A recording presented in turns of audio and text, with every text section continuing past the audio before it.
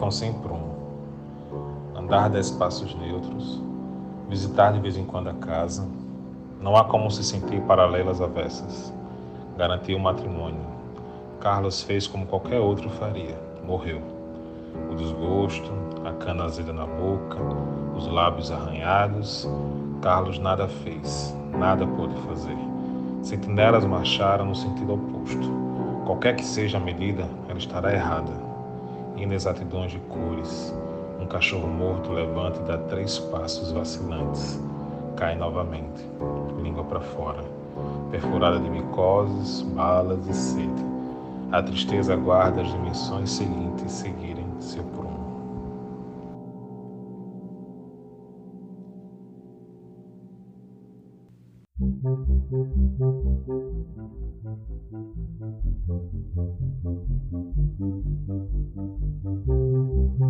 Olá, eu sou o Luciano Duarte e este é o episódio número 1 do Baleia, um podcast de discussão sobre literatura lagoana. Hoje eu converso com Richard Plácido, escritor, doutorando em estudos literários, editor e livreiro. E vamos começar.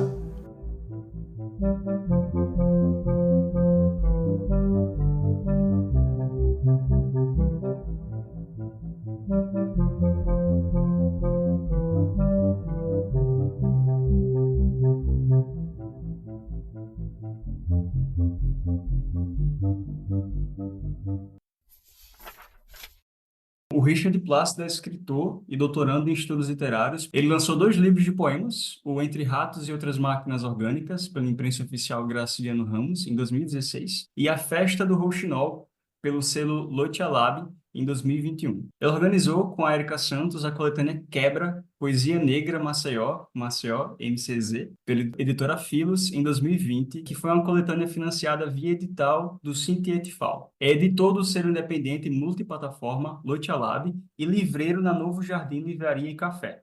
Publicará em breve o livro Homem Gaveta pela editora Minimalismos. Richard, primeiramente, muito obrigado por ter aceitado participar desse primeiro episódio. Eu não conseguiria pensar em outra pessoa para poder começar esse projeto. Valeu demais. Meu querido, boa noite, Luciano. É uma honra imensa, cara, assim, muito, muito feliz mesmo. Temos aí muitas histórias, né? Imensamente honrado de ter sido convidado, assim, para o seu primeiro episódio, né? Esse podcast, esse projeto que já é tão lindo, assim. Muito obrigado. E eu que agradeço, Richard. A honra é com certeza toda minha. E para a gente começar, eu queria que você falasse um pouquinho sobre o seu início na carreira de escrita e, ao mesmo tempo, também falasse sobre as suas influências literárias, tanto aquelas que te influenciaram a começar na carreira de escrita, quanto aquelas que continuam te influenciando até hoje. Então, muita gente fala, assim, que começou a escrever desde muito tempo, criança, adolescente, né? Eu comecei a escrever muito tarde. Comecei a escrever, eu acho que depois dos 25 anos, assim, né? Já depois de ter buscado outras alternativas de expressão artística, né? Eu costumo brincar assim que cheguei à escrita por falhar nas outras artes. Assim. Eu tentei ser ator, tentei ser cantor, tentei, sei lá, fazer violão, e nada disso eu consegui fazer direito, assim. Mas tudo isso serve para minha escrita, né? Então eu comecei basicamente quando eu entrei em letras na UFAL. Parece brincadeira assim, mas não, primeira vez que eu tirei a nota vermelha na minha vida foi na 7ª série, foi em português. Quando eu era adolescente, eu só tirava nota baixa em português. Aí, com 20 e poucos anos, eu pensei em fazer letras na UFAL. Entrei, comecei a fazer letras, e a partir daí, nas aulas do Sarmento, né, Roberto Sarmento, quem é de Alagoas conhece, ali naquele envolvimento com a Faculdade de Letras, é que eu comecei a escrever os poemas, assim. Até porque eu escrevia a composição música e não sabia que essa relação entre música e poesia ela era literatura, assim. Então, me considero um escritor tardio, assim, nesse sentido, de despertar a arte literária muito bem mais tarde que muita gente, assim, né? E as minhas influências dependem do momento, assim. Eu tenho como influência mesmo inicial o professor Roberto Sarmento, para mim, assim, porque não como influência literária direta, mas a forma como ele enxerga a literatura, a forma como ele ler a forma como ele escreve as críticas, sabe? Hoje eu entendo que ele é uma referência muito maior, assim, do que qualquer outro escritor, assim, sabe? Hoje em dia gosto de ler mais ensaios e críticas, às vezes até do que o próprio texto literário, às vezes, né? Para começar, acho que é isso, assim. Eu achei muito interessante. Eu não sabia dessas histórias aí das suas outras empreitadas artísticas, mas eu achei também muito interessante como você situa o seu início na carreira de escritor, no seu início na carreira acadêmica, né? Eu acho isso muito interessante porque geralmente a gente vê muita galera no curso de letras reclamar como a academia acaba podando a escrita criativa. Para você, no caso, não se aplica, então.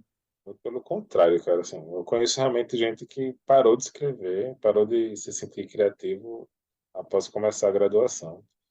E aí, para mim, eu eu estabeleci outra relação com a escrita, porque eu aprendi a escrever, sabe? Tipo, eu aprendi lendo, aprendi tendo acesso às obras, à crítica, às aulas, juntamente com o curso do SESC também, acho que foi ao mesmo tempo, assim. Eu comecei letras em 2012, aí em 2014 eu estava também no laboratório SESC, nas primeiras turmas, e aí foi tudo junto, assim. Então, para mim, potencializou, sabe? Inclusive no mestrado também. Eu sempre, quando eu estou estudando mais, é a época que eu escrevo mais, assim. Que massa. É muito interessante ouvir essa história de você, porque realmente é um discurso muito comum, assim, das pessoas que acabam se sentindo podadas pela faculdade, principalmente a faculdade de letras. Mas você tem algum interesse, alguma vontade de voltar, a essas outras expressões artísticas nas quais você enveredou antes de começar a escrever? Então, em 2019, eu participei de uma mesa sobre o Dia do Escritor, dia 25 de julho, né? E aí eu lembro que nessa mesa eu falei muito sobre o fracasso, assim. Fracasso como uma forma de você buscar outros modos de ver a vida mesmo, de ver a arte.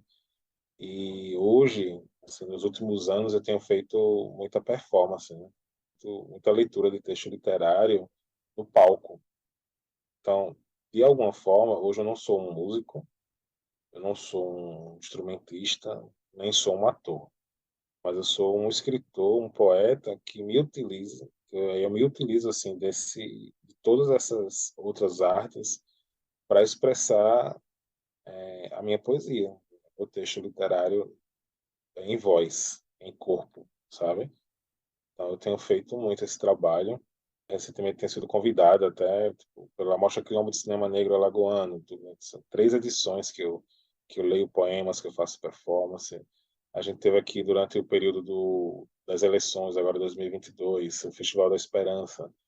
A gente estava torcendo, né, para o Lula ganhar a época. Então, eu também fiz, junto com Érica Santos e o Lucas Litrenta, a gente fez umas performances também. E eu tenho testado, desde a aula da Eliana Carvalhais, né, na Faculdade de Letras, que ela já tinha uma disciplina de literatura e performance, né? Então, tenho me utilizado, assim, dessa experiência que eu tive fracassada para ser um bom escritor, utilizando aí dessas minhas experiências medianas na música, no teatro, enfim, na dança até, digamos. Então, me parece, então, que por meio da literatura você consegue abarcar essas suas outras veias artísticas, né? Até potencializá-las. Exato, exatamente, isso mesmo. Bom, Richard, agora eu queria falar um pouco sobre o seu processo criativo. E eu separei algumas perguntas e então eu vou perguntar sobre isso em pitacos. Primeiramente, como que é o seu processo de escrita? Ele varia de obra para obra, de gênero para gênero? Você publicou 2 livros de poesia, mas você também escreve mini-contos. Eu queria saber se o processo criativo para esses 2 gêneros é o mesmo. E até de um livro para o outro se muda alguma coisa. Massa, boa pergunta. Lu. Eu gosto, tem escritor, escritora que não gosta muito de responder sobre o processo criativo, né? Não sei se você já se deparou com isso em algum momento, assim. Sim. Mas eu gosto muito, assim, porque me ajuda a pensar sobre o meu processo. Também, assim, não só para quem está perguntando e quem está ouvindo, mas também para mim mesmo, assim. Depende muito, assim, sabe? Tipo, inclusive, eu fico pensando assim, desde que eu comecei a escrever até agora, né? Então, os primeiros poemas eram péssimos, assim. E eu escrevia muito pensando no... tentando buscar uma sonoridade, assim. E aí depois eu fui tentando meio que fazer um pastiche, né, dos autores e das autoras que eu gostava, assim. E aí, com o tempo, fui também tentando, na parte de contos, escrever uma narrativa que não conseguia encontrar minha linguagem, sabe, Lu, assim, algo que eu tenho buscado de forma incansável, assim, esse tempo inteiro, é buscar uma linguagem ou umas linguagens, sabe? E aí o meu processo ele acabou se transformando depois, sabe? Tipo, eu acredito hoje assim em inspiração. Para mim, a inspiração ela é aquilo que te sopra ao ouvido, aquele olhar, você tá mais com o olhar mais aguçado, com o ouvido mais aguçado, com algo que eu não sei te explicar assim, né? Não sei colocar aqui o que seria, mas algo que te inspira de fato a ter uma ideia, a ter um insight, a escrever algo assim. É uma sensação, uma vontade de escrever o texto, sabe? É como fotografar também assim. Às vezes você fotografa, mas não sai legal. De repente você está no quarto, vê uma sombra e é aquela sombra que você quer fotografar, sabe? E eu chamo isso de inspiração mesmo assim. E aí, esse é o meu processo hoje, assim. Como a minha vida é muito corrida hoje, então, vez ou outra, se eu estiver lendo um texto e aquele texto me inspirar, uma conversa como essa me inspirar, um mini curso, uma oficina, enfim, tudo ao meu redor pode me inspirar, assim. E aí depois vem um trabalho de revisão, né, de rever e de revisar mesmo o texto, assim. Isso para poesia. Já no caso de conto, eu tenho um processo que eu costumo repetir assim para as pessoas que, na verdade, eu nunca mais fiz. Preciso até refazer. Tem mais de um ano que eu não faço isso. Mas eu tenho um livro de contos que foi aprovado recentemente pela secretaria aqui, né, de Maceió. Ele vai sair, acho que eu considero meu primeiro livro de contos, que é o Iberê a Cavalo. E a maioria dos contos eu escrevi como? Eu colocava um vídeo do Foucault conversando com o Chomsky, e aí botava esse no YouTube. Aí eu abria outra janela do YouTube e colocava uma tocata do Glenn Gould. Não sei se você já ouviu falar, mas ele era um estudioso das fugas, né, de Bach. E aí eu colocava também o Glenn Gould, ele costuma tocar meio ele toca o piano e ao mesmo tempo ele verbaliza. Então ele toca, sei lá, tá tocando e fica. E aí você escuta o piano e a voz dele ali muito ao fundo, assim. E aí tem a bateria do Birdman, né? Tipo, aquele filme Birdman tem uma bateria que é o tempo inteiro tocando, assim, né? E aí, cara, eu botava os três vídeos ao mesmo tempo no fone de ouvido, justamente para aguçar as minhas inquietações, o meu ouvido, o meu olhar, e deixar a minha cabeça um pouquinho caótica, mas um caos organizado, assim. E aí, a partir disso, eu começava a escrever os contos, sabe? Então, esse é um processo criativo que eu gosto de contar, porque é bem técnico, assim, né? E bem específico, né? Geralmente as pessoas, quando elas querem escrever alguma coisa, elas procuram um local silencioso, tranquilo, sossegado. Você faz todo um mix de sons, né? É, bem específico, porque é o Foucault conversando com o Thomas que em francês, eu não sabia nem o que eles estavam falando, tá vendo? Essa conversa de Deus é muito boa. O filme eu conheço, mas o musicista que você mencionou eu não conhecia. Glenn Gould. Eu fiz a minha dissertação todinha ouvindo a fuga de Bach. Ah, faz todo sentido então, né? Que tem fuga no nome. Exato. Inclusive eu uso na introdução ele, né, também. E você falou um pouco sobre a inspiração, né? Como é que você faz quando essa inspiração surge e você não tem, por exemplo, Você não está numa situação na qual você pode ir para o computador e escrever alguma coisa, não tem um caderno por perto, ou você sempre anda com um caderno para fazer anotações, você é daqueles que anota no celular, cria um grupo no WhatsApp consigo mesmo e aí coloca tudo lá. Como é que você faz? Cara, depende. Eu vou contar duas historinhas. Uma foi que eu estava um dia, tinha visto Milton Rosendo um dia à noite e a gente tinha conversado muito, muito, muito, muito. E aí de manhã eu estava indo para o trabalho e aí veio na minha cabeça um poema assim, não tinha papel, sabe? E aí eu fiquei agoniado, sem saber o que fazer. E aí tinha lá um pedaço de papel que era de uma fatura da internet. Hoje em dia isso é muito difícil de ocorrer, que as faturas dos boletos é tudo online, né? Mas na época tinha essa fatura. Eu peguei um lápis, não sei onde é que estava esse lápis, eu só sei que eu escrevi. Até hoje eu tenho guardado esse poema a lápis ali no, numa fatura da internet, assim. Esse poema eu publiquei na Revista Areia, na primeira edição da Revista Areia, que é a revista lá da Faculdade de Letras, né? Poema em homenagem ao Milton Rosendo, assim. Já ocorreu de eu estar na rua e não tem como escrever, então eu gravo, às vezes eu gravo um áudio para mim mesmo, botando aqui a ideia, né? Ideia de poema. Aí falo o poema, ou falo a ideia do texto, enfim. Eu gosto muito de andar com um caderno, assim. Quando eu posso, sempre estou com um caderninho. Gosto muito de escrever à mão, mas eu utilizo qualquer recurso que tiver na hora, assim. Agora, se eu já deixei passar a ideia e ela nunca mais voltou.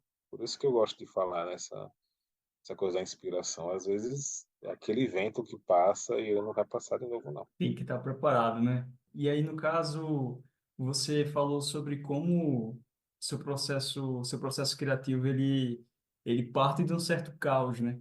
Mas você tem um horário específico, algum horário específico que você reserva para escrever? Você escreve, você consegue escrever todos os dias? Você mantém alguma frequência de escrita ou você acaba dependendo mais dessas inspirações? Depende do momento da vida, sabe?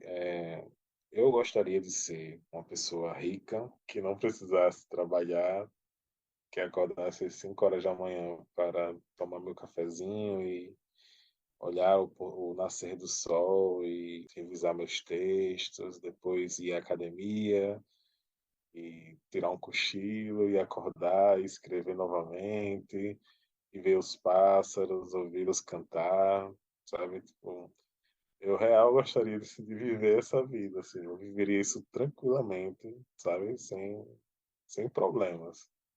Porém, o dever me chama, né?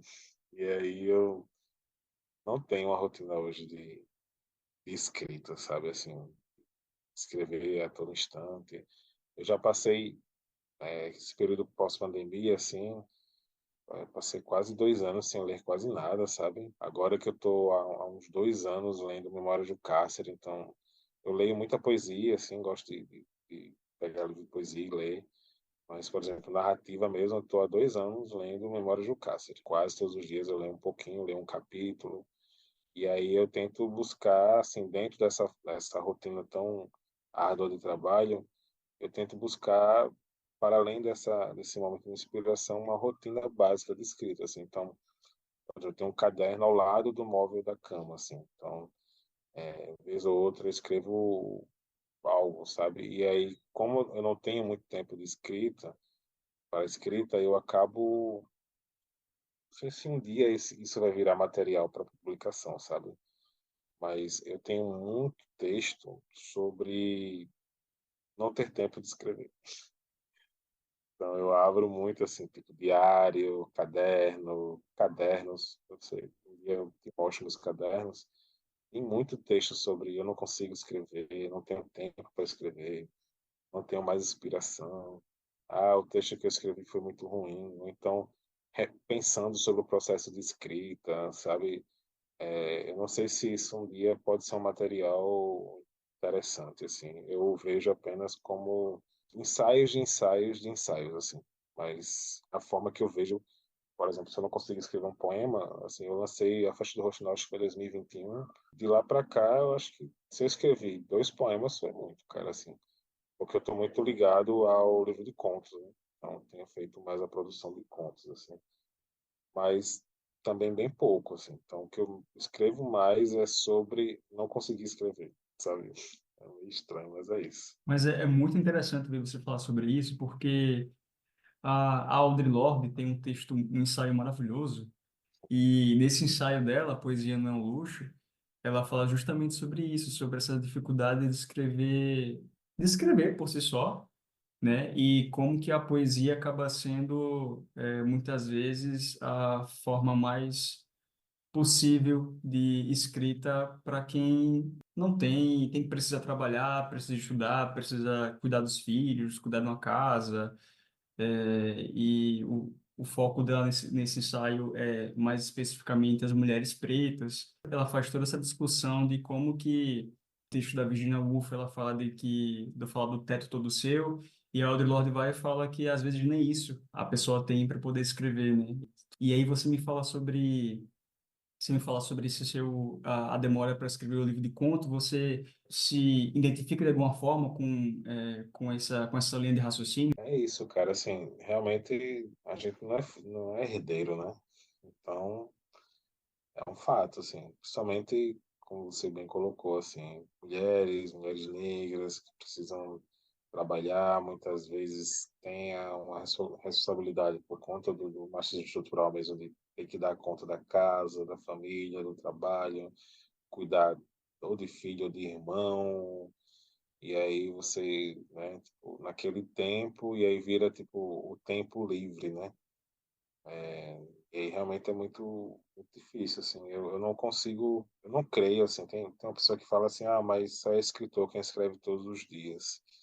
Eu não concordo com isso, assim.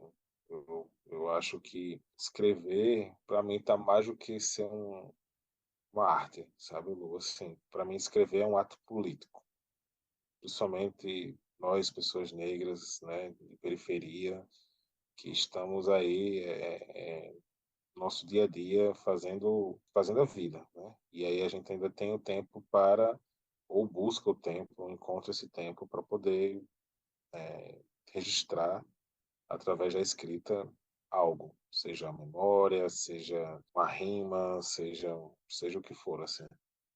Então, a escrita como ato político mesmo, sabe? Sobre os contos, assim, na verdade, eu demoro mais a escrever poesia, sabe? Os meus contos, na verdade, eu acabei encontrando neles o que eu queria em relação à linguagem, sabe? Eu comecei a escrever a Festa do Roxinol em 2017 e aí lancei em 2021. O Iberê a Cavalo eu escrevo acho que desde 2020. E aí é através desse livro assim que hoje eu entendo que eu encontrei no momento, né? Porque também a gente sabe quando depois que publica a gente vai buscar outros caminhos ou outras alternativas de modos de escrita, mas eu encontrei uma potencialidade assim minha que era me revelar, sabe? Tipo, no sentido que os poemas eu consigo buscar outras referências, o rato, o roxinol, o porco, o pombo.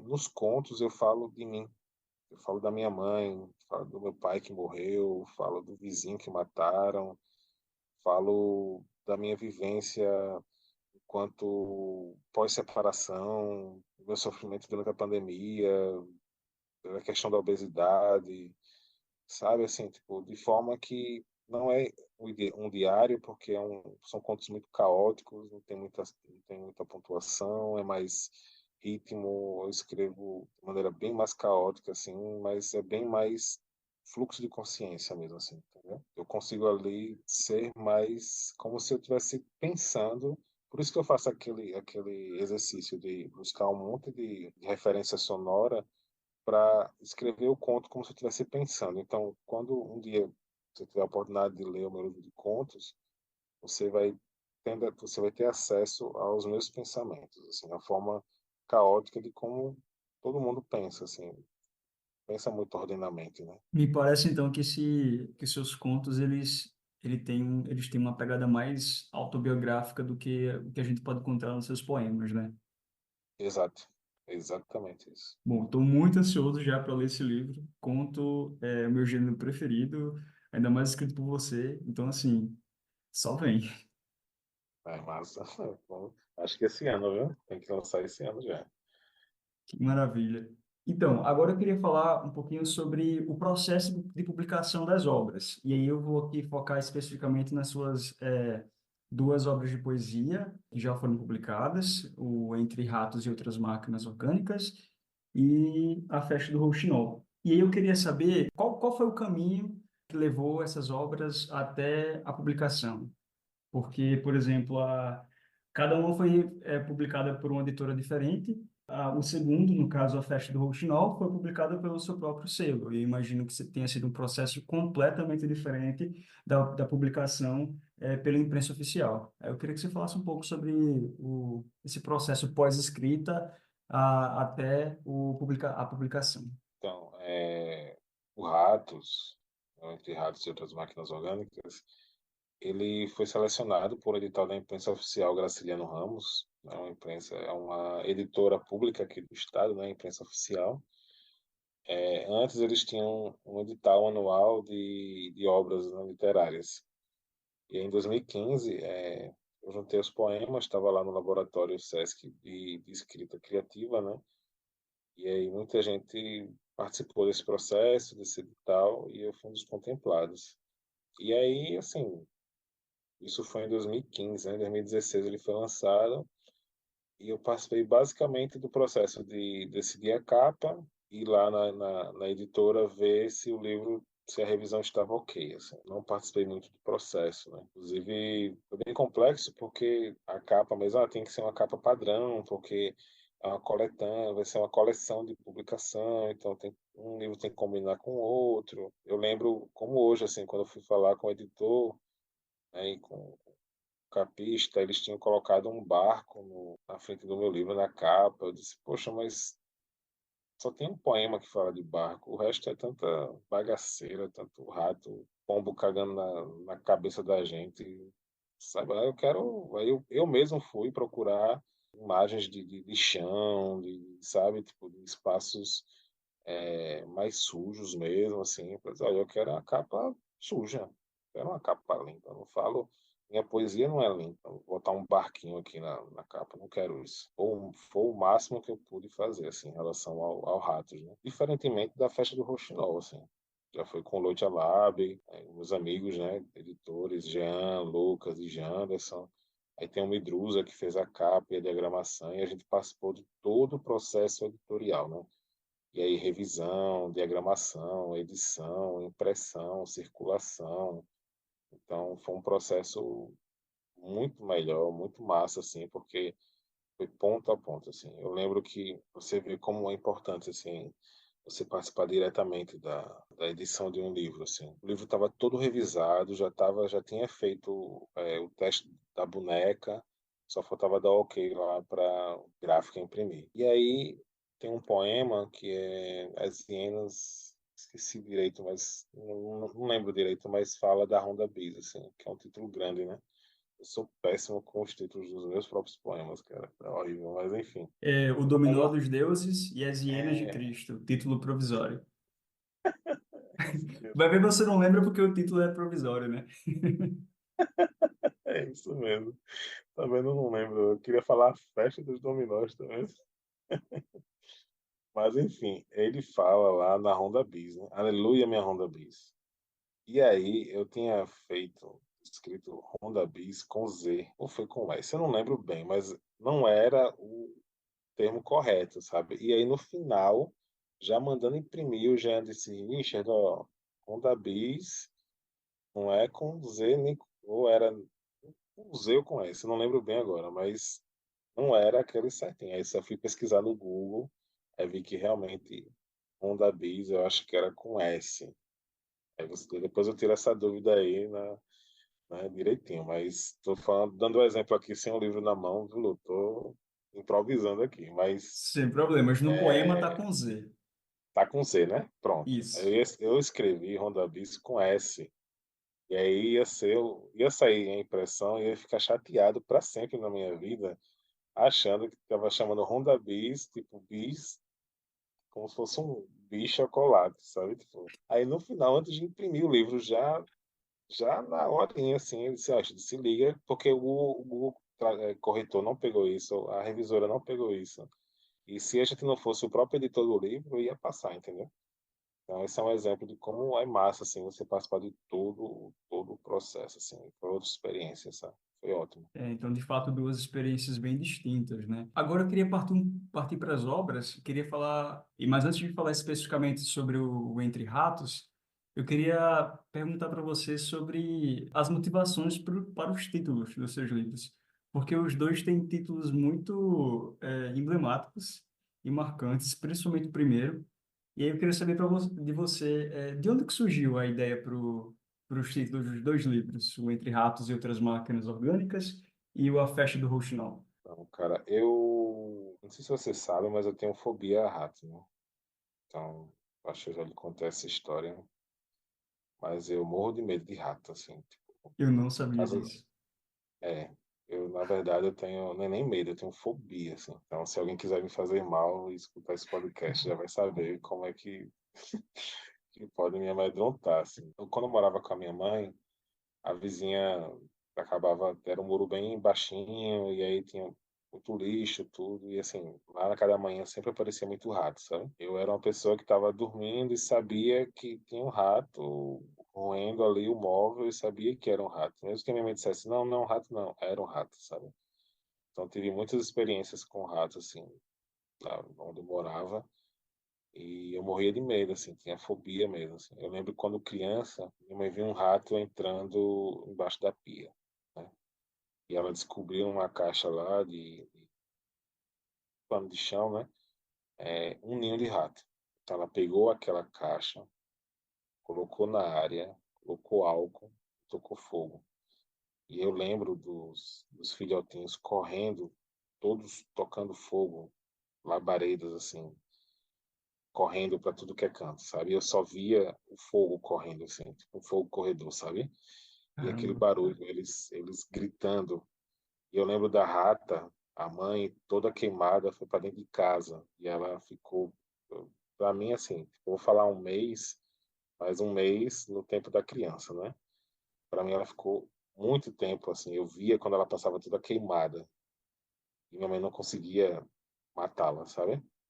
Então, essa fobia me fez, na verdade, ter, digamos, uma obsessão, né? Uma obsessão para quebrar o medo. Então, isso veio muito assim na minha cabeça, assim, falar sobre rato era falar sobre a minha vida, era falar sobre a sociedade, era falar sobre os meus medos, era falar sobre tudo, assim, entendeu? Então, para mim é isso. Então, o título Entre Ratos e Outras Máquinas Orgânicas, ele remete a isso. Para mim, o rato é um ser imensamente inteligente, assim. Se você tem, estava até conversando um dia desse com um amigo, assim, se você tem uma casa e deixa aquele espaço abandonado com o resto de comida, sem limpar, sem zelar daquele espaço, daqui a pouco ele vai estar cheio de rato, sabe? Eles sabem, inclusive você não tem nem noção de como ele entrou ali, mas ele vai entrar, ele vai fazer morada e ele não vai.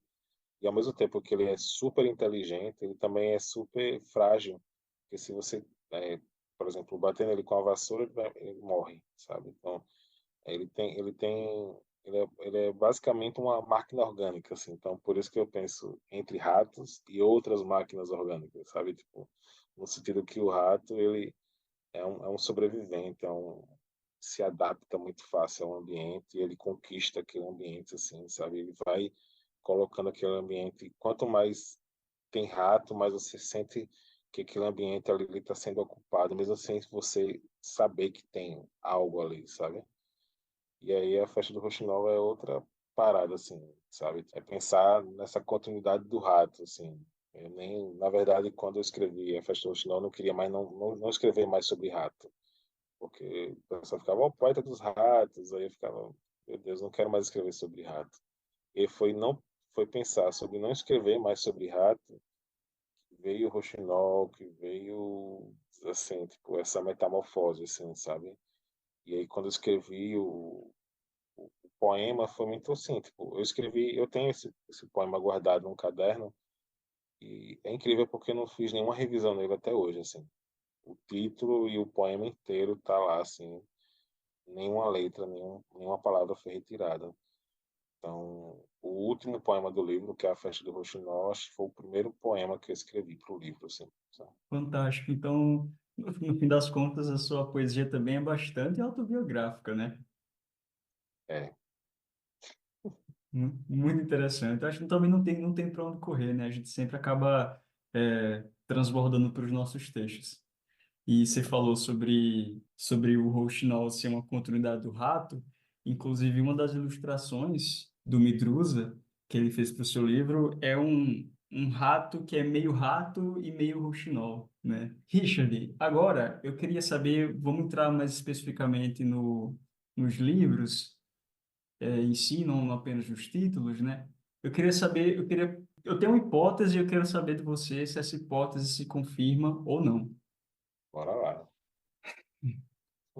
Então, eu consigo, mas eu acho que nessa sua explicação que você deu há pouco, eu acho que você acabou confirmando um pouco essa minha hipótese, porque essa minha hipótese tem a ver com eu consigo perceber uma unidade entre os seus livros, entre o Entre Ratos e o Rouxinol, e até com o Homem Gaveta, que ainda vai sair esse ano. Então, em que medida, a minha pergunta seria, em que medida dá para dizer que a Festa do Rouxinol é um desdobramento do Entre Ratos, né? E que essas obras dialogam entre si, até com o Homem Gaveta, porque em um dos últimos poemas do Entre Ratos, chamado Fome, você faz menção a um rouxinol. E o poema Homem Gaveta, ele está presente em A Festa do Rouxinol, e é o poema que vai te dar título para o seu próximo livro de poesia. Então, me parece que de fato, existe uma unidade entre os seus livros, né? Você confirma essa unidade, então? A minha hipótese, ela tem fundamentos? Cara, eu vou brincar com você, viu? Eu vou dizer isso aí, vai. O escritor, ele não tem nada a ver com isso. O leitor que faça a sua hipótese aí. Mas, deixa brincadeiras à parte, eu acho que é isso mesmo, cara. Assim, eu acabei que, não sei se é uma coincidência ou se é por conta realmente da obsessão da escrita mesmo assim, e pensando sobre como nós, seres humanos, somos também animais, assim, né? A gente às vezes esquece disso, né? E aí eu tenho essa obsessão, essa observação sobre os outros seres, né? Da natureza, né? Então, acaba que é isso, é o homem, é o rato, é o roxinol, é o porco, é o pombo, são os seres que habitam aí entre a nossa urbanidade, né? É o pardal, enfim, eu acho que eu gosto de escrever sobre isso, pra falar a verdade, e aí acaba realmente se repetindo. Mas existe uma estratégia entre a festa do roxinol e o homem gaveta, assim, porque, na verdade, o homem gaveta ele veio primeiro, na verdade, a Festa do Roxinol veio primeiro e o Homem Gaveta veio separado. Mas quando eu fui fazer a Festa do Roxinol, tinham poemas que não estavam tão intensos para aquele livro. Então eu misturei muitos poemas do Homem Gaveta na Festa do Roxinol.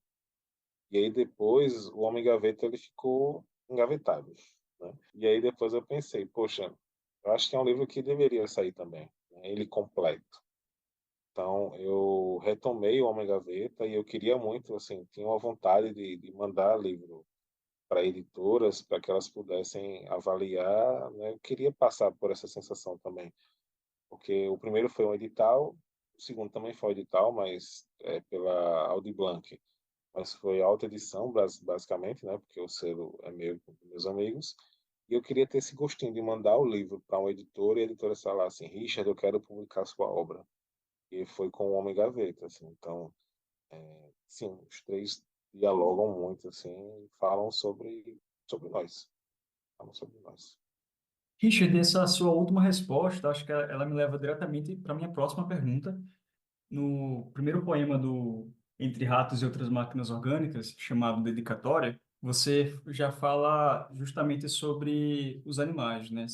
Eu acho que você explora dinâmicas de identificação entre o humano e o animal de uma maneira muito competente, assim, muito pertinente também. E aí, esse poema dedicatória, ele me marcou muito desde a primeira vez que eu li o seu livro. Tanto que no meu primeiro livro, eu não conseguia pensar em outra forma de começar do que com uma dedicatória também, algo parecido. Obviamente, eu não consegui fazer um poema tão massa quanto o seu, Mas é um poema que me marcou muito durante a leitura e continua me marcando quando eu faço a releitura da sua obra. E aí eu vejo nesse poema uma síntese e um prenúncio até do que a gente vai encontrar no seu livro. Aí eu queria que você falasse um pouco sobre, até porque eu não poderia deixar de perguntar sobre isso, como que é para você escrever o animal? Como que você vê essa relação entre humano, animal, entre animal-animal, animal-humano? Porque me parece que os animais, me parece que não existe uma hierarquia na sua poesia entre humano e animal. Me parece que são todos seres compartilhantes, para usar um termo caro ao Nego Bispo. São todos semelhantes, eles estão todos no mesmo patamar, assim. Eu acho que você consegue explorar muito bem essas aproximações, mas também os distanciamentos, eles são os mesmos, mas também são diferentes, cada um com suas particularidades. Eu acho que você consegue fazer isso muito bem. Eu queria saber como que é para você escrever o animal, lidar com o animal escrito. Primeiro, assim, que seu livro é lindo, tá? Ainda não vi ele impresso, né? Só capa, tudo, mas pô, eu já vou encomendá-lo muito em breve para vê-lo pessoalmente, assim. Mas tive acesso a ele, né? Antes da publicação, né? Tive a felicidade de escrever um texto sobre ele. E aí eu chamo carinhosamente já de Grilos. Gosto muito do seu livro, assim. E é isso, assim, esse poema dedicatória foi, eu vi uma notícia de jornal. Estava olhando as notícias, tudo, e eu vi que em algum lugar do mundo tinha uma criança que estava na creche e aí ela estava com um rato na boca. Simplesmente ela achou um rato lá na creche e a professora viu e ficou todo mundo assustado, assim. E aquela notícia me chamou muita atenção porque eu queria ser aquela criança, sabe? Tipo, eu, quando criança, queria ter tido a coragem daquela criança. Não que eu, mais velho, queria voltar a ser criança, mas queria que o meu eu criança tivesse tido a coragem de colocar um rato na boca, sabe? Tipo, eu acho que se aquela, se aquela minha criança, se o Richard criança tivesse colocado um rato na boca, ele, na fase adulta não teria tanto medo, assim, tanta fobia. Li o texto do Freud, O Homem dos Ratos, enfim. Ficava sempre buscando essas referências para perder um pouco o medo, né? Mas aí, por isso que eu dedico os versos à criança com o rato na boca, sabe? Tipo, a essa criança que teve essa coragem, assim, que teve talvez a inocência, ou seja lá qual o termo, assim, mas que teve, antes de tudo, a coragem de colocar um rato na boca, assim. E eu fiquei imaginando como seria fazer isso, assim, porque imaginar um ser daquele que é tão ágil, tão macio, tão peludo, assim, tão, né, que poderia morder a pessoa, sei lá, sabe? Tipo, imagina você pegar uma criatura que é super ágil, super forte e colocar lá na boca, sabe? Tipo, sem a crueldade, sabe? Tipo, de um adulto, de fazer isso intencionalmente para machucar aquele animal, sabe? Isso de forma, sei lá, sem essa maldade que nós acabamos aprendendo quando lidamos com a sociedade, né? De fato, assim, eu acabo colocando todas nós nesse mesmo patamar, assim, com aquele poema, né? É do Manuel Bandeira, né? Meu Deus, O bicho. aquele bicho era um homem, né? E aí tem um poema no Ratos que tem essa relação, né? Também o homem adulto lá também comendo rato, né? É isso, cara, assim, esse comer, sabe? Tipo, poesia para mim também é essa fome, sabe? É você deglutir, é você, sabe? Tipo, é esse processo também que é muito caro à poesia moderna, né? Eu me sinto assim, o tempo inteiro com o rato na boca. Que maravilha essa sua referência ao Manuel Bandeira, porque eu havia colocado a menção a esse poema dele no roteiro para te perguntar sobre isso, mas você acabou respondendo. Eu queria te perguntar sobre a organização do livro. O livro ele tem três partes, né? Tem o Entre Ratos e outras máquinas orgânicas. Eu queria saber de você qual foi a sua intenção com essa divisão em três partes. Se você tivesse me perguntado isso em 2016, Eu diria a você assim, é porque eu peguei logo tipo, os poemas que falavam mais de ratos, depois eu pensei nos outros que não falavam tanto de ratos, e o E seria aqueles que estão entre os ratos e as outras máquinas orgânicas, assim. Mas Uhum. respondendo hoje, assim, eu não sei. Eu acho que hoje, se eu fosse revisar em um dia, eu penso, quando fizer 10 anos de livro, falta pouco, eu pensei em fazer uma republicação. Com a sua E eu própria acho capa, que né? Sua própria escolha de isso, capa. exato, quero participar do processo como foi com a festa do Roxinol. Boa. Eu acho que essa divisão, ela talvez nem, tipo, por exemplo, toda divisão tem um epígrafe, sabe? Tipo, eu não Uhum. faria isso hoje, sabe? Eu acho que parte muito.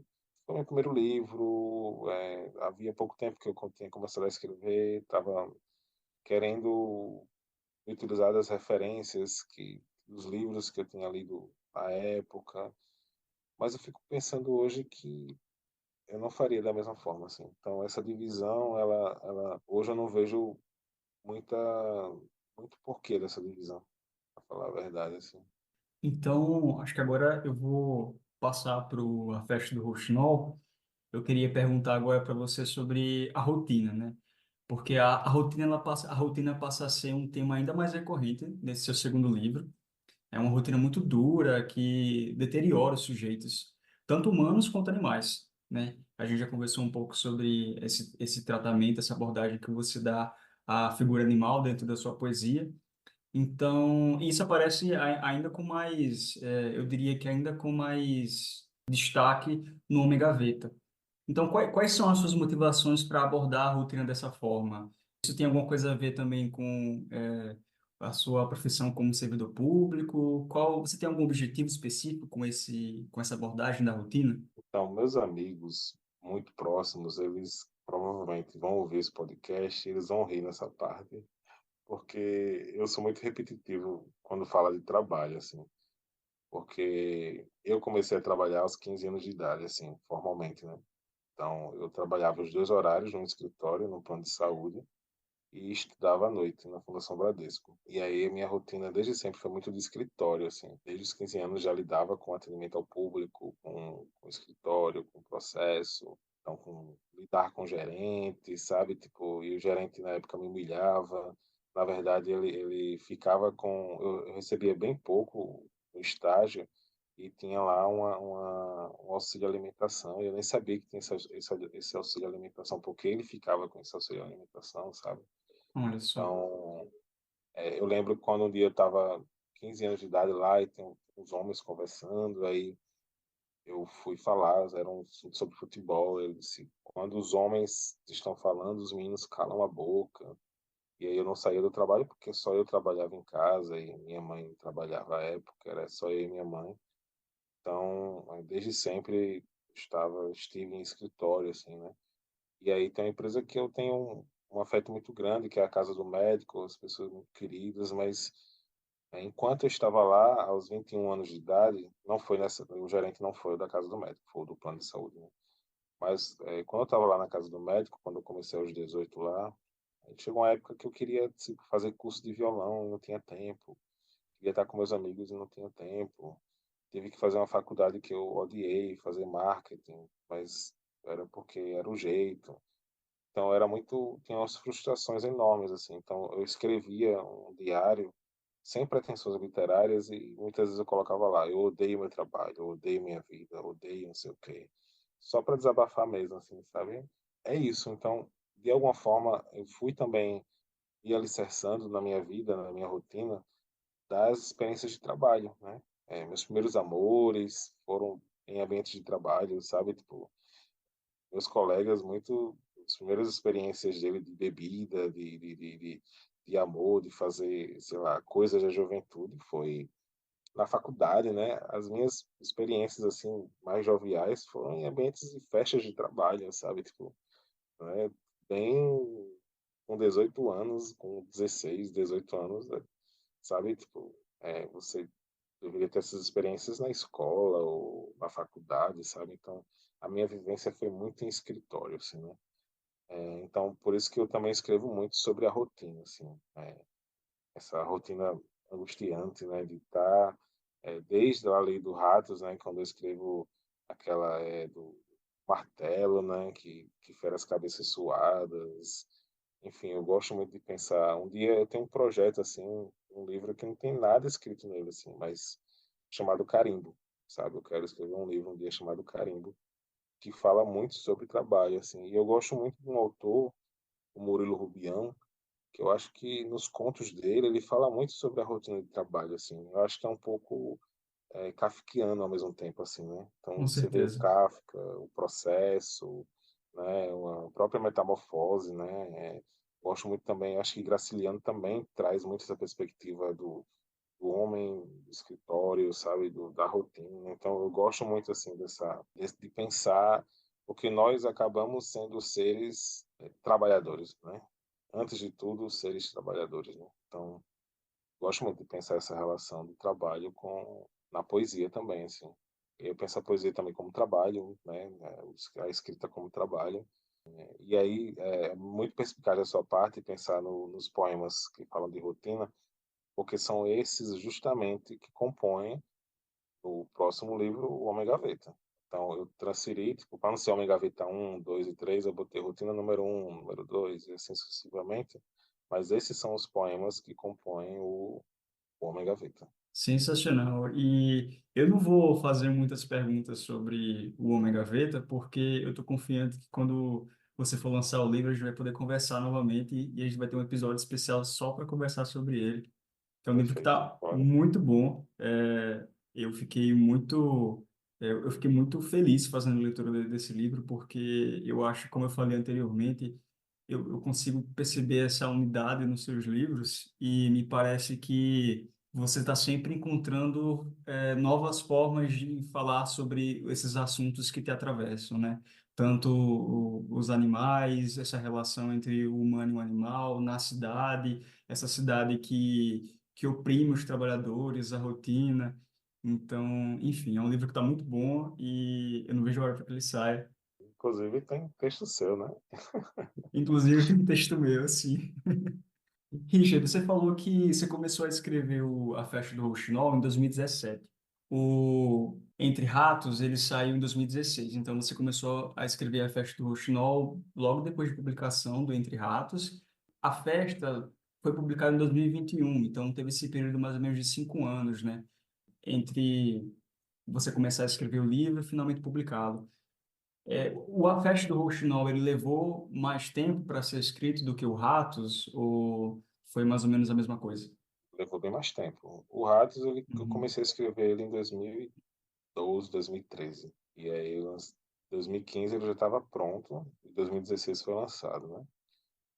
A Festa do Rouxinol, é engraçado porque, não sei se você está passando por esse processo agora, Lu, assim, porque você acabou de publicar um livro, e aí quando eu publiquei o Ratos, eu fiquei pensando, eu não vou mais escrever, eu não tenho mais o que escrever, eu não tenho mais material nenhum.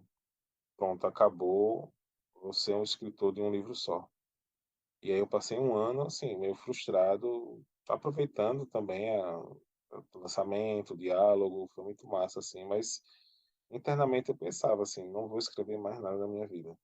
E aí, em 2017, veio a Festa do Roxinol, e eu comecei a compor os poemas e fui colocando aos poucos, né, num drive, cada poema que eu escrevia no caderno, até mesmo no Docs mesmo, eu fui compondo. E aí veio junto o Homem Gaveta ali, né, também, ao mesmo tempo, o Iberê, foram surgindo alguns projetos juntos, assim, né? Mas a Festa do Roxinol só foi lançada mesmo porque saiu o edital da Audi Blanc. E os meninos da Noite falaram, Richard, você tem sim um material. Ele não estava nem completamente pronto. E eu resolvi submetê-lo, assim. Mas se não fosse os meninos da Noite e a Érica também, né? Se não fosse esse impulso da galera, assim, acho que até hoje não tem publicado a Festa do Roxinol, porque foi a partir do momento que ele foi aprovado que eu pensei nele como um livro de fato, assim. Enquanto isso eram só poemas sendo colocados numa gaveta, digamos. Eu acho que esse seu relato ele é um bom exemplo de como que é importante a gente estar rodeado de pessoas que acreditam no nosso potencial, né? Acho que a escrita é isso, né, Lu? Também esse encontro, esses reencontros, Com certeza. essas, enfim, esses afetos. Eu acredito muito na escrita como afeto também. Uma boa definição. Bom, para encerrar a conversa sobre a festa do Rouxinol, eu queria fazer uma pergunta um pouco indecente. Que eu não, Passa. porque eu acho que eu acho que eu vou te colocar numa posição talvez não muito legal de querer que você explique alguma coisa que talvez você não precise me explicar. Mas enquanto fã, enquanto a pessoa que já leu os seus livros muitas e muitas vezes, eu queria Ai, saber que porque lindo. no final do Homem Gaveta, do poema, que já está presente na festa do Rouxinol, você fala sobre, você termina com os seguintes versos, são dois, curtíssimos. Você fala, são eles os inomináveis. Esses inomináveis, aí eu tenho, é aqui já outra hipótese minha, tá? Eu fico fazendo várias fanfics, como você pode perceber. Esses inomináveis, eles são os ratos? São, Olha são eles. só. Porque, cara, eu tava cansado de escrever sobre rato. Eu não aguentava mais. Meu Deus, na minha cabeça só vem rato. Assim, não vou botar rato, não, vou botar. São eles, os inomináveis. Eles novamente, eles atacam novamente. E aí você já não aguenta mais ficar nomeando esses ratos, né? Eles aparecem nos meus sonhos, cara. Assim, tipo, é fogo. É Muito só bom, eles, muito os bom. inomináveis. E aí uma correção, não são os últimos versos, mas tá mais ou menos ali no meio do poema, são eles os Sim, inomináveis. Maravilha. Ah, eu tinha essa teoria também, e aí que bom que foi confirmado agora. são eles mesmo. Bom, agora eu queria fazer uma pergunta para você, voltando para o que você falou anteriormente, e a gente chegou a comentar sobre isso, sobre a sua pesquisa de mestrado. A sua dissertação foi sobre a Carol Rodrigues, e eu lembro que você trabalhou mais especificamente, um dos temas específicos de sua pesquisa foi a ideia de fuga, né? E essa ideia de fuga, ela surge nos seus textos também. Foi mais ou menos na mesma época que você estava escrevendo a dissertação e os atos. Eu acho que você estava pensando sobre a dissertação. Então, eu queria saber de você se uma coisa influenciou a outra, se a pesquisa, se a sua dissertação influenciou a escrita do livro e vice-versa, assim, se a escrita do livro te levou a caminhos que te deram ideias do que pesquisar na obra da Carol Rodrigues. Massa, cara. Muito boa pergunta. Eu não sei, assim, tipo, eu não vou julgar o caminhar de ninguém, assim, sabe, Lu? Mas eu não consigo viver uma vida separada, sabe? Tipo, para Uhum. mim tá tudo intrínseco, assim. Então, tudo é tudo, sabe? Tipo, a minha vida é tudo, assim. Então, se eu estou escrevendo a dissertação, ela vai influenciar, com certeza, na minha escrita literária, vai influenciar diretamente na minha vida, nas minhas relações com meus amigos, com a minha companheira, com a minha mãe, sabe? Então, eu não consigo viver vidas isoladas. Ah, eu, Richard do trabalho, chego em casa, tiro a roupa e coloco a roupa de Richard, do dono de casa, assim. Eu sou o Richard o tempo inteiro, essa mistura, sabe? Tipo, essa mistura mesmo, assim. Então, a dissertação, eu também não consegui escrever a dissertação, assim, muito de forma muito técnica, sabe? Tipo, eu vou fazer uma análise do livro da Carol Rodrigues e eu escrevi também ali como se estivesse escrevendo um livro de poesia, cara, assim. Não, não forcei a barra para isso, mas era assim que eu escrevi. Então, da mesma forma que eu escrevo hoje, dizendo, eu não consigo escrever mais nenhum texto literário. Eu também tenho meus diários de escrita, inclusive estou com meu caderninho do doutorado, já começando a fazer isso também, assim, e colocar, não estou conseguindo escrever a dissertação, que horrível, tá muito ruim. De repente, quando você vê assim no meio, tá lá eu fazendo análise de um conto dela, sabe? Tipo, então, eu também preciso. Muitas vezes eu começava um parágrafo assim, super de forma super caótica, assim. Eu acho que esse texto aqui está ótimo, é lindo, maravilhoso, e é isso que eu quero pensar sobre esse texto agora. De repente, eu estava escrevendo, de fato, uma análise, assim, sabe? Eu acho massa quem é menos caótico, assim. Mas eu realmente, eu talvez hoje eu me sinta uma pessoa mais intensa mesmo, assim, no sentido que está tudo ligado, sabe? Tudo é tudo, assim. Eu acho que você consegue fazer uma. Você consegue lidar bem, manejar bem esse caos, né? Porque você escreveu dois livros incríveis, você terminou sua dissertação, você está começando o doutorado agora. Então, o caos me parece ser o que funciona para você, né? Esse caos criativo. É ele que me tira do limbo de estar abrindo processo administrativo, mandando e-mail, olhando a agenda, respondendo coisas proformes, né? É esse caos literário, caos criativo que me torna humano, assim, que me lembra, Richard, você é um ser humano, você é um animal, você está vivo, respirando, sabe? É esse caos que me lembra, assim, que é a vida. E aproveitando então que você tocou no assunto a gente tocou no assunto da sua vida acadêmica, eu queria que você falasse um pouco da sua pesquisa de doutorado que você está começando agora, porque é uma pesquisa muito pertinente, muito relevante, e eu queria que você comentasse um pouco sobre como que surgiu a ideia e quais são os seus objetivos de pesquisa, mas não precisa só muito acadêmico. Então, 5 anos, né? Parece que cinco, parece que está sendo um número bem cabalístico aqui, assim, para as minhas Sim. obras, né? 5 anos algo acontece. Faz 5 anos que eu terminei que eu defendi, né, a dissertação. E aí eu estou retornando ao doutorado agora, justamente porque eu fui me envolver lá no trabalho, com assistência estudantil, bastante coisa assim, que quando você está dando assistência ao estudante, principalmente de ensino médio, você tem que estar bem focado nisso, né? Então eu vivi essa vida intensamente, está sendo muito bacana até hoje, mas eu resolvi fazer o doutorado ano passado e começou essa semana, né? Começaram as aulas essa semana. Em 2016, eu acho, rolou uma polêmica na internet que eu participei dela, felizmente ou infelizmente, mas algumas pessoas se questionaram. Existe uma literatura alagoana? Porque eu ficava muito chateado assim quando as pessoas colocavam, não, isso é literatura alagoana, como se houvesse uma estética alagoana, sabe? Tipo, como se você tivesse que escrever Oxo, Oxente, Oxente My God, sabe? Para dizer, ah, isso é nordestino, isso é alagoano, sabe? Enquanto ali no sul, no sudeste, Rio, São Paulo, não existe uma estética carioca, uma estética paulista. Não, é uma literatura brasileira, sabe?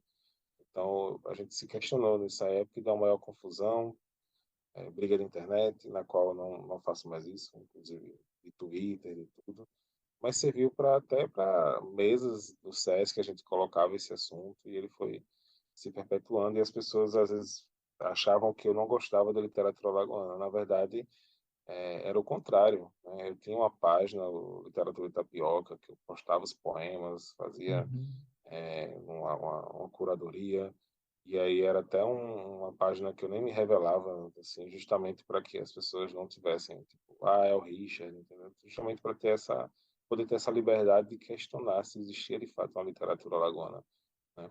Foi passando o tempo, então tem muitas obras de autores e autoras alagoanas, gosto muito, assim, acho que a literatura alagoana ou produzida em Alagoas, ela não perde para nenhum outro estado, assim, nós temos grandes escritoras, grandes escritores. E foi passando o tempo e eu fiz a dissertação, né, sobre a Carol Rodrigues, uma amiga muito querida, um livro incrível.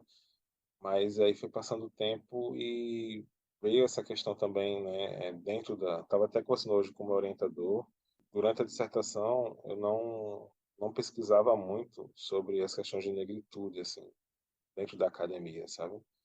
Eu não tinha muito acesso a isso. E aí, hoje eu não consigo mais pensar o texto literário, pensar a pesquisa em estudos literários, sem pensar a questão do recorte de raça, sabe? Pensar a negritude, assim. Então, foi dentro de toda essa perspectiva, assim, de pensar a literatura alagoana, de pensar quantas escritoras negras. Um dia eu lancei uma revista, assim, para publicar escritoras negras, porque a Elaine Raposo fez uma pesquisa, né? Quantas mulheres publicavam pela imprensa oficial? Pouquíssimas. E aí eu me perguntei, e aí, quantas mulheres negras publicaram? Né? Menos ainda. Na época, só a Ana Iris tinha publicado.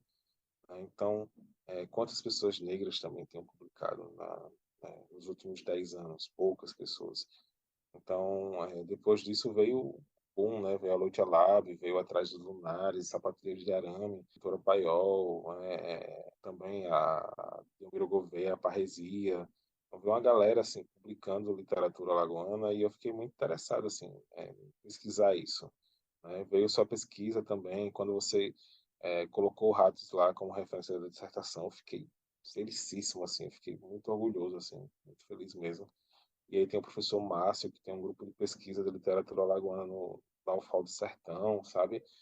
Tem a Sanádia, que faz um trabalho incrível na UNEAL também, sobre literatura alagoana, o Milton Rezende, enfim, tem né, o Luciano José também, e tem uma galera discutindo a literatura alagoana. Só que aí, pouca gente discutindo a literatura afro-alagoana, né? E aí, esse termo afro-alagoano eu puxei lá da antropologia, das ciências sociais, né, da história. Tem muita gente pesquisando e pesquisando esse termo. Se você procurar na literatura, você não encontra. Mas se você procurar nas outras áreas de conhecimento, você encontra o termo afro-alagoano. Então, eu estou me questionando aí na minha pesquisa, iniciando agora, mas existe uma literatura afro-alagoana? Quem são esses autores, essas autoras? E o mercado editorial? Então, a minha pesquisa gira muito em torno de fazer um mapeamento, né, do sistema literário em Alagoas, justamente para lá, em 2016, responder aquela perguntinha de 2016. Existe uma literatura alagoana? Né? Se existe, como ela está funcionando? O sistema literário, aquele que Antônio Cândido coloca, né, que tem que ter toda aquela é, quem edita, quem lê, quem critica, existe em Alagoas. Então, é basicamente por aí, assim. Foram essas as perguntas. São essas as perguntas, né, que eu tenho me feito, assim. Eu acho que é uma pesquisa que vai dar muito pano para manga, né? Eu acho que tem muita coisa boa que se pode tirar disso aí. Eu também espero. E só para deixar registrado, o livro da Carol Rodrigues, que o Richard analisou na dissertação, é o Sem Vista para o Mar, que venceu o Prêmio Jabuti de Contos e Crônicas na época. Inclusive por uma editora do Marcelino Freire, né? Editora Sim. pequenininha que fez muito barulho aí. A Edith, né? Edite, isso mesmo. Isso. Legal, legal. Richard, você já começou a tocar no assunto das próximas perguntas, porque você falou aí sobre literatura tapioca. Essa página não, ela não é mais atualizada, mas hoje você tem uma página no Instagram chamada Literatura Alagoana. Se eu não me engano, o uso é literatura.alagoana. É isso mesmo? Isso mesmo, isso mesmo. Isso. Eu vou deixar os links para tudo isso na descrição do episódio. Queria saber de você as motivações para essa página. Eu acho que, se eu não estiver enganado, ela tem um pouco a ver também com a sua pesquisa, né? Eu acho que, como você falou, é um Richard só, e eu acho que está tudo conectado, né? Eu acho que a pesquisa, a sua pesquisa do doutorado, ela não está isolada dessa sua página, da sua iniciativa para criar essa página no Instagram. Eu queria que você falasse um pouco sobre essa conta. Qual que é o objetivo dessa sua empreitada aí com essa página no Instagram? Bom, eu acho que é isso, assim, tipo, por muitos anos a literatura produzida em Alagoas, ela estava apenas centralizada na imprensa oficial Graciliano Ramos, né? Então, em trabalhos acadêmicos de jornalismo, assim, uma revista de jornalismo, mas que era só para aquela disciplina e não dava continuidade, assim. Então, meio que eu sou meio. Se eu tivesse um dia 72 horas, eu trabalharia essas 72 horas no dia em prol da literatura, assim, sabe? Então, se eu tivesse mais tempo, eu faria revista literária, podcast, página. Na verdade, eu tenho feito isso, né? Mas Sim. com um tempo maior, assim, né?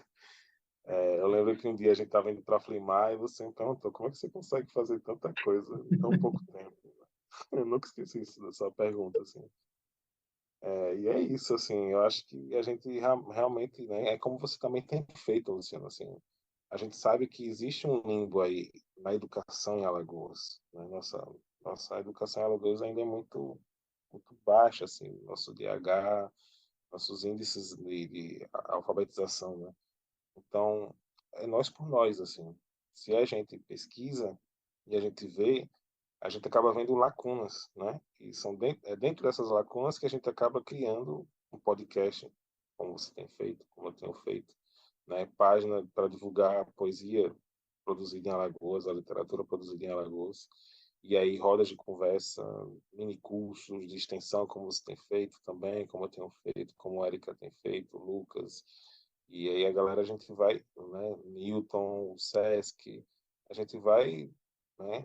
A gente entende que é a gente que acaba fazendo, assim, é o, somos a ponta de lança dessa parada mesmo, assim, sem falso, sem ego, assim, mas é isso, assim.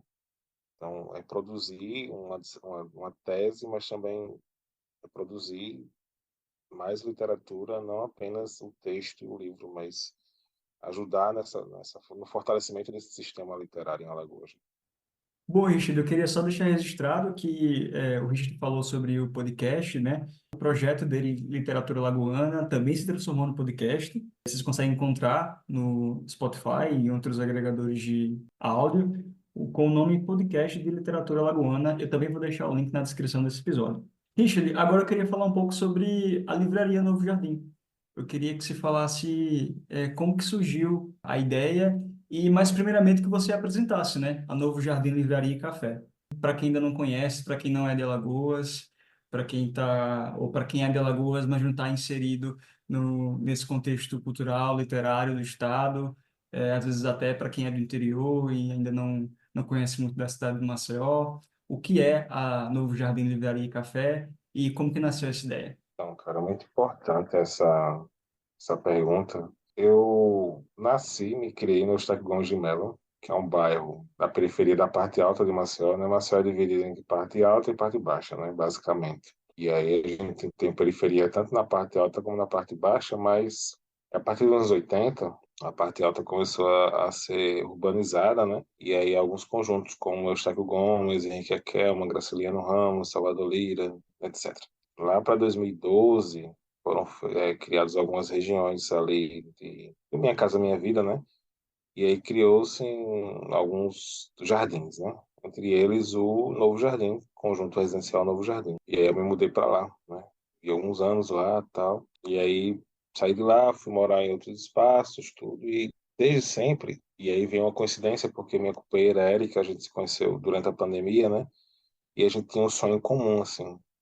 A Erika não se criou no Eustáquio, mas se criou em Atalaia, no Clima Bom, né? Uma parte também em São Paulo, mas tínhamos algo em comum, assim, que era a questão do ponto de cultura, um espaço cultural, né? Nós nos criamos como escritores sem esse espaço. A Erika ainda teve um espaço parecido, assim, que ela até se juntou com a galera à época para não fechar, que era um espaço de cultura em Atalaia, mas não tínhamos esse espaço, né? Então, a gente tem um sonho de ter um espaço de cultura na parte alta da cidade, basicamente. E a Livraria Novo Jardim nasceu nesse espaço, né? A gente pensou em vários nomes para a livraria. Sei lá, Livraria Clarice Lispector, sei lá, qualquer nome assim, Livraria Lei do Ivo, Livraria Érica Santos, sabe? Tipo, vários nomes, assim, qualquer nome a gente pensou, mas depois a gente pensou, poxa, tem Mercadinho Novo Jardim, tem Mercearia Novo Jardim, tem Escolinha Novo Jardim, né? Livraria Novo Jardim, é uma livraria de bairro. Então, a gente pensou nessa perspectiva. Então, abrimos ela em 2022, em abril de 2022, e por muito tempo ela foi esse espaço dentro de um deserto, de um limbo, né? Porque Maceió, quem não conhece Maceió, Maceió nos divide muito, né? Questão de transporte, né? Então, todos os eventos ocorrem na parte baixa, Pajuçara, Ponta Verde, Jatiuca, é centro mesmo. Então, para se chegar assim da parte baixa, da parte alta para ir para a parte alta, para a parte baixa a gente vai. Mas a galera não subia para a parte alta para ver os eventos, para participar das coisas, porque não existia assim. E a Livraria Novo Jardim, por muito tempo, foi esse espaço assim, né? De lançamento de livro, roda de conversa, show. A gente acabou fazendo de tudo numa casa. Uma casa, a gente transformou uma casa numa livraria. Foram anos muito bonitos, assim, tempo muito massa. A gente participou da Bienal, né, do livro, com literatura alagoana, com literatura. E aí nosso catálogo, né, é de editora independente, de literatura alagoana, de fora do estado também, mas todo mundo independente, né, tipo editora Fósforo, editora Sob Influência, só essa galera assim, sabe? E aí a gente vendeu muito na Bienal, foi massa. A gente passou muito tempo aqui no Novo Jardim, e ganhamos edital agora recentemente, né, da Paulo Gustavo. Só que é isso, cara, assim, o sonho nem sempre ele consegue se manter por muito tempo, né? Nós não vamos fechar a livraria, mas a gente deu uma pausa aqui na parte alta, porque não deu grana. Assim, deu muita felicidade, mas não deu grana. E a gente precisa pagar as contas, né? A gente precisa pagar energia, internet, funcionário, pagar os livros. Então, muitas vezes eu tirava do meu salário para poder fazer o evento, por exemplo, né? Então, é justamente por isso, porque Maceió nos divide. A Érica ficava a semana inteira na livraria, então pouca gente ia durante a semana, né? E muito menos para comprar o livro, assim. Então a gente recebeu um convite e muito de primeira mão aqui, né? De forma pública, a gente vai descer, né? Então quem conhece Maceió sabe que descer é ir para onde os turistas estão, né? A gente precisa ganhar dinheiro para a livraria continuar viva, para a gente poder pagar no mínimo os fornecedores, que são as nossas editoras, assim, né? Mas a gente também vai para um espaço muito bacana, que é o Arte Pajuçara, que é no Marcão e da galera, assim. Também é um espaço de resistência, apesar de ser na parte baixa da cidade. É um cinema de rua, né? É, é um cinema maravilhoso, assim, que também tem o mesmo público que a gente e a gente vai abrir lá, né? O Marcão convidou a gente vai abrir a livraria dentro do Arte Pajuçara. E é isso, a gente está muito empolgado, está fechando já o projeto, né, para executá-lo. Acho que daqui para maio, junho, a gente vai estar lá. Enquanto isso, a livraria está fechada, né? Tá suspensa. E a gente está aí, né? Iniciando mestrado, a Érica, eu estou iniciando doutorado, a gente está aí se organizando. Então, até que caiu bem, assim, de ter que encerrar as atividades aqui em cima e iniciar lá embaixo, né? A gente também vai fazer as rodas de conversa, só não vai ter os caldinhos da mãe da Érica, Célia, comidinhas, essas coisas, porque já tem lá a Bomboniere, né, do Arte Pajuçara. Mas é isso, cara, experiências incríveis, eu não sei nem mensurar, assim, com gente a gente conheceu, conviveu as experiências. Até hoje a gente tem uma cartinha na geladeira aqui que a gente recebeu nos correios, assim, de leitor para a livraria. Algo assim, tipo, agradecendo, porque a gente também faz doação de livro na frente da porta da livraria, né?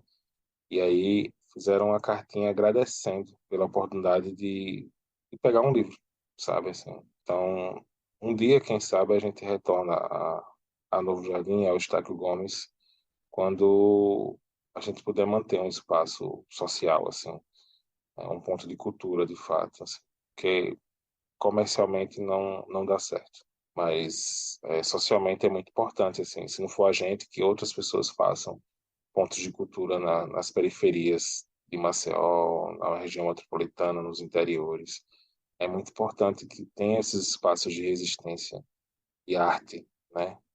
Porque a gente forma pessoas diretamente, assim, a gente, né, com esses espaços. Então, a Livraria Novo Jardim foi por muito tempo esse espaço, vai continuar sendo, em outro formato, em outra perspectiva, em outro local, mas nos trouxe imensas alegrias, assim, imensas alegrias. Muito bom, é um trabalho eu noto de vocês dois, né, inclusive acho que você e a Érica são a minha definição de casal da porra. Vocês têm essa, vocês pegaram essa missão para vocês de poder incentivar a cultura local, né? Não apenas com a literatura. Eu lembro de ver vários eventos acontecendo na livraria por meio do Instagram e que vocês movimentavam uma galera massa lá, assim, um espaço e é uma região que realmente carece desse tipo de atividade.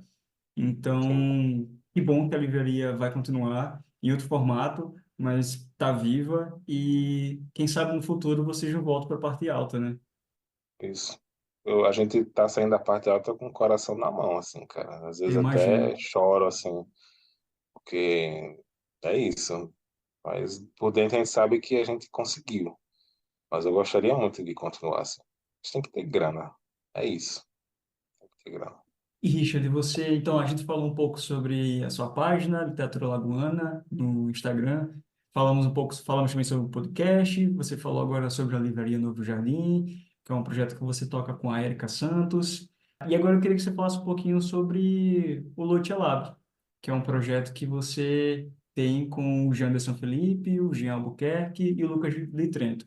Então, o que é o Lotia Lab? Como ele nasceu? Quais são os seus projetos, assim? O que é que está envolvido nesse projeto do Loitia? Então, a Noite Lab são 4 homens, né, que se juntaram aí pela amizade, primeiramente. Era um grupo que a gente tinha de WhatsApp, ficava conversando, se encontrava, tudo, e a gente, aquela resenha, tudo, falando de Racionais e da vida, como é ser um homem preto na periferia, né, o Janderson do Cruzeiro, o Lucas do Benedito, são todos os bairros, né, de periferia, o Jean do Jacintinho, eu do Eustáquio. A gente sempre trocava muita ideia assim, e ao mesmo tempo nós íamos produzindo nossas obras, né, de forma paralela, né? Então, o Lucas e Janderson no cinema, o Lucas na literatura, os três no jornalismo, os três são formados em jornalismo, né? E aí a gente meio que foi começando a pensar a fazer trabalho junto, assim, né? E aí a gente pensou em criar a Loja, que é praticamente uma gíria, assim, alagoana, né? Que a gente até que faz um ensaio, assim, né? Uma espécie de ensaio no site da gente, né? No loitialab.com.br. A gente fala, assim, o que é a Loja, né? E aí a gente até bota a galera para gravar. Minha mãe fala, Loja é luta, né? É muita luta, é muita luta, é muita batalha, né? E aí a gente começou a criar, assim, dentro da perspectiva de um coletivo multiplataforma, né? Então a gente já editou 2 livros, né? Um meu, outro de Jean. A gente está reeditando o Joe, o livro do Lucas, que ganhou também o Que edital para massa. ser reeditado. A gente está no processo de reedição dele, tá ficando belo assim. A gente vai também editar umas plaquetes esse ano também, e a Érica, a gente também já tem previsão de publicar outros livros da galera também. Ao mesmo tempo, a gente também publica vídeo poema, entrevistas, podcast, também ensaios, né? Não apenas de literatura, mas também de outras vertentes também, dentro da perspectiva do jornalismo cultural, né? É isso, assim, a gente tem... A galera, quando conheceu a Loite, assim, tipo, ficou, poxa, vocês têm muito o que fazer, né? E realmente, assim, vez ou outro pessoal, isso a Lute eu poderia fazer. E aí realmente volta para a questão de grana, né? Então a gente participa dos editais, quando ganha os editais a gente executa. Então o site foi via edital, os livros foi via edital também. E aí a gente tem criado alguns conteúdos, né, como podcast, poesia também, entrevista, mas realmente quando tem grana, assim, também, para produzir, porque a gente quer pagar as pessoas, né? Então a gente não vai chamar a galera para fazer de graça as paradas. Tipo, vou editar um vídeo poema. Pô, você vai editar um vídeo poema dá trabalho, pô. Então, quero te compensar por isso, sabe? Então, mas aí não dá para tirar do meu bolso. Se, por exemplo, aqui nesse podcast fosse financiado pelo governo, você dizer, poxa, muito obrigado, vou depositar aí R$ 1.000 na sua conta. Sabe? Tipo, não é um Uhum. dinheiro seu, era um dinheiro de um projeto. Então, quando a gente não tem projeto, o via edital, a gente faz pela causa, pela amizade, assim. E a gente faz com a maior lindeza e vontade do mundo. Mas se a gente tiver grana para pagar a pessoa, é melhor ainda, né? Então, é por isso que a gente força tanto, assim, de participar dos editais, sabe? A Lotia tem essa característica. Assim, os quadros são meio chatinhos, assim, e a gente só quer fazer mesmo se tiver projeto via edital, assim. Eu sou o que não, que por mim faria tudo sem, assim como eu faço. Aí eu vou fazendo. Mas os meninos não, são mais assim. Tipo, né? Não, Chico, vamos fazer se tiver grana para fazer. Eu não, vou inventando moda, né? Eu gosto de inventar moda, assim. Eu acho que a gente se parece um pouco nisso aí, viu, Lu? A gente vai fazendo. Se tiver edital, bom. Se não tiver, a gente vai fazendo também. Mas é muito massa quando você faz e consegue pagar a galera. E pagar bem, sabe? Tipo, porque o valor foi interessante de edital, assim. Então a Loite tem muito o que fazer, mas é sempre nessa perspectiva da periferia, da galera preta, do rap. A gente já fez um festival online, o Fresta, foi muito massa, assim. Então a gente fez, por exemplo, um concurso de slam, sabe? Foi massa. A gente fez uma mesa sobre literatura alagoana, uma mesa sobre música e poesia.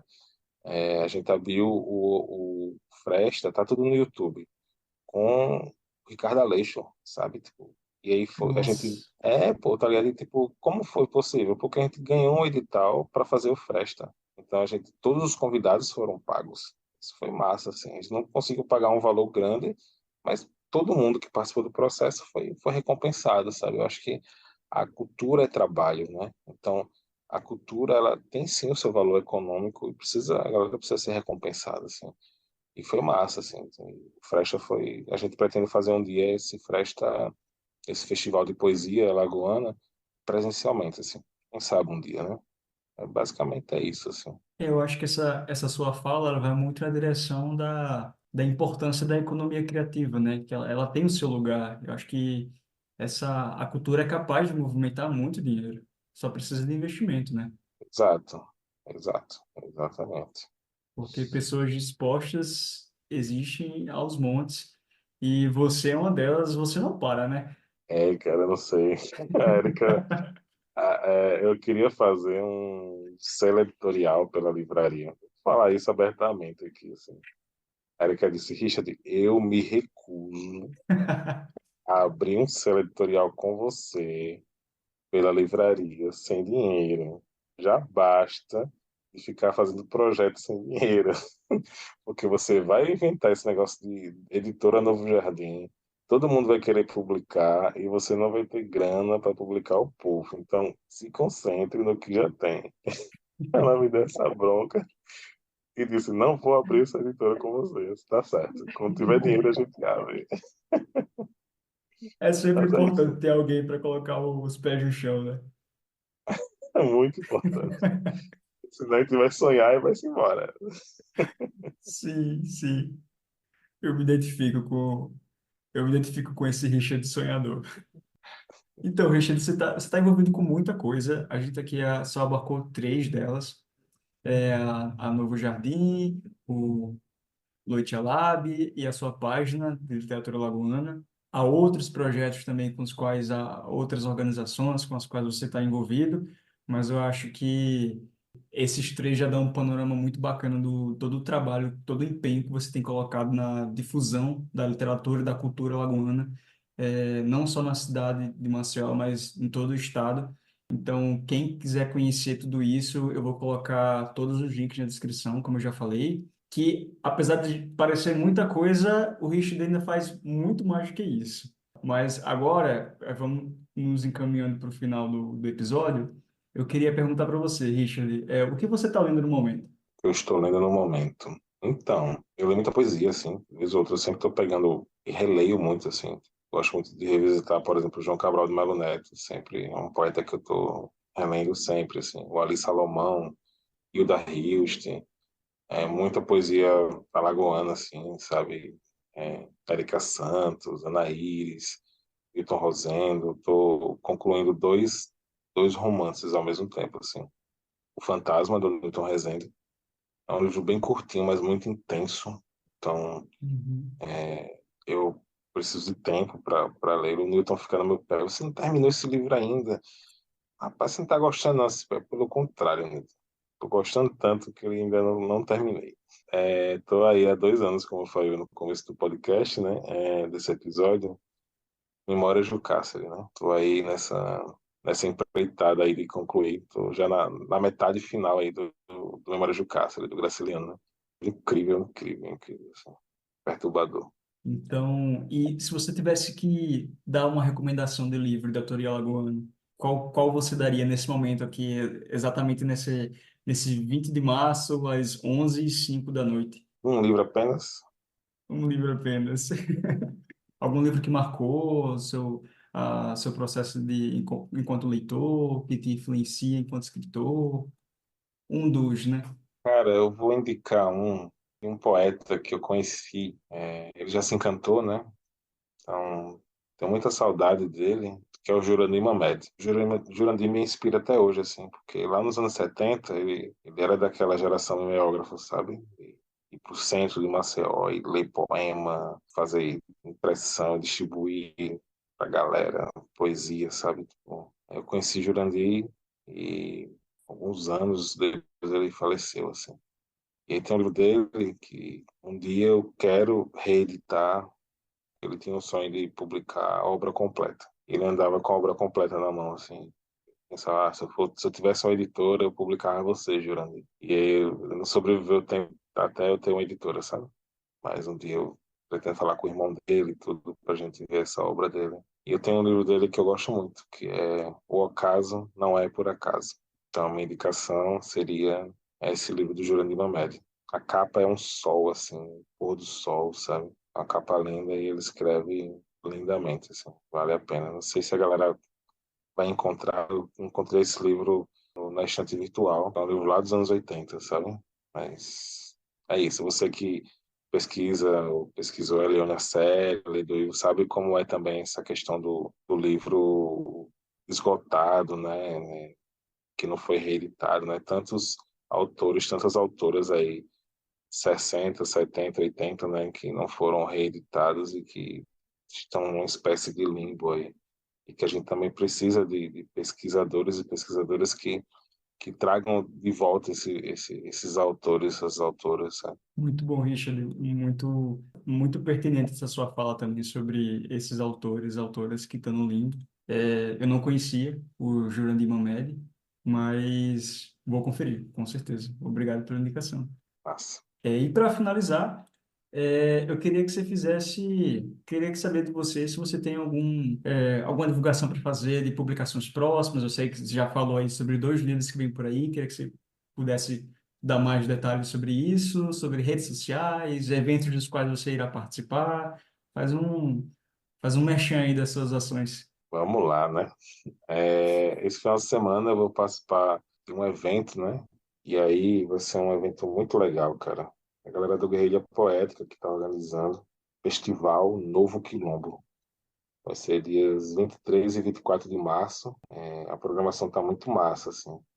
O primeiro festival, né, vai ser na Ocupação Teresa de Benguela, aqui do lado do terminal do ônibus do Vilagem Campestre 2.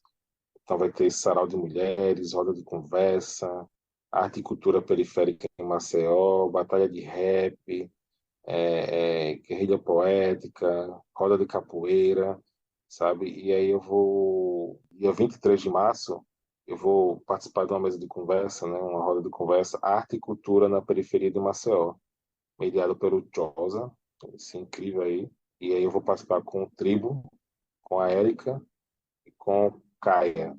Né? Então vai ser massa, assim, dia 23 de março, a partir das 16 horas, essa roda de conversa. E aí é isso, né? Vez ou outra eu tô aí também no Movimento Negro, estou participando muito abertamente aí da eleição, né? Agora para a prefeitura, então a gente quer eleger a primeira vereadora negra em Maceió, né?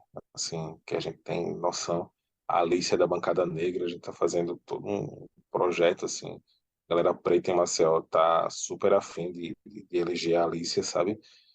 Então, tudo isso tem esse movimento, sabe, Lu, assim, porque é como a Erika postou um dia no Instagram, né?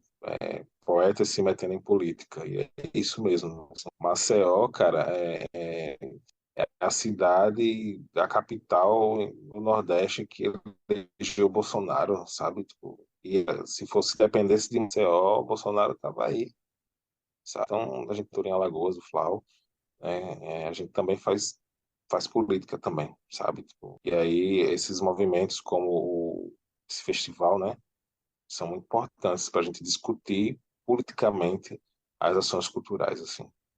É isso. Por hora, esse é o Merchan. Quiser me seguir no Instagram também, né? Do Richard. Muito obrigado, Luciano. Você é um cara incrível. Tava com muita saudade de conversar com você. A gente já trocou muita ideia em poucos momentos e concretiza ainda mais agora. Fez uns 40 horas de podcast e não estamos cansados de falar, né? Boa, muito bom, muito bom. Richard, eu que agradeço pela oportunidade de poder conversar com você. Eu não conseguiria, acho que comentei sobre isso no início, Vou reiterar aqui, eu não conseguiria pensar em outra pessoa para poder começar esse projeto comigo. Obrigado por ter aceitado, obrigado por ser quem você é. Eu acho que você é uma das pessoas mais generosas que eu conheço. Acho que quem te conhece compartilha da mesma opinião. E é muito importante e é muito significativo para mim ter você aqui nesse primeiro episódio do Baleia. Valeu demais. Valeu, querido. Você é um cara muito querido e tamo junto aí. Um dia quero reencontrá-lo pessoalmente, dar um abraço e Por é favor, vai isso. dar Então, por certo. aqui. Vai dar certo. Hoje conversei com o Richard Plácido, neste primeiro episódio do Baleia, um podcast de discussão sobre literatura lagoana. Dúvidas, comentários, críticas?